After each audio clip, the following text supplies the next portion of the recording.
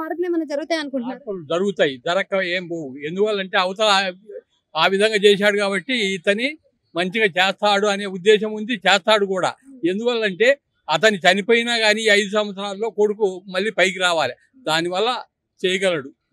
అంటే ఇప్పుడు జగన్ కూడా అప్పుడు సంక్షేమ పథకాలు ఇచ్చాడు ఏ పథకం ఎందుకు పథకము నీకు అన్నిటికీ పెంచుతా ఉండే పథకం ఇచ్చా.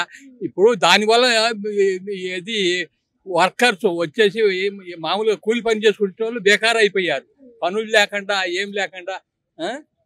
ఈ విధంగా జరుగుతారు. చంద్రబాబు నాయుడు గారు కూడా మనకి ఉచిత పథకాలు ఇస్తానని హామీలు ఇస్తున్నాడు కదా.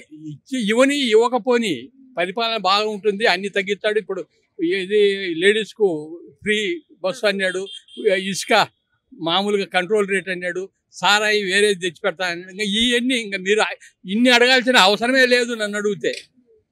పోలవరం ప్రాజెక్ట్ ఎప్పటి నుంచో ఆగిపోయింది కదా, మరి ఇప్పుడు కట్టిస్తాను అంటాడు కదా. మరి కేంద్రం ఇప్పుడు అతని ఆ విధంగా ఉండి మోడీతో పోట్లాడుతూ ఉండి కూడా అందులో కలుసుకున్నాడు అంటే బాగు చేద్దామనే ఉద్దేశంతోనే కలుసుకున్నాడు. సో ఇప్పుడు మన అమరావతి కోసమని మొన్న 15,000 కోట్లు తెచ్చాడు, మరి అమరావతి డెవలప్మెంట్ స్టార్ట్ అయిపోతుంది. ఖచ్చితంగా. Thank you.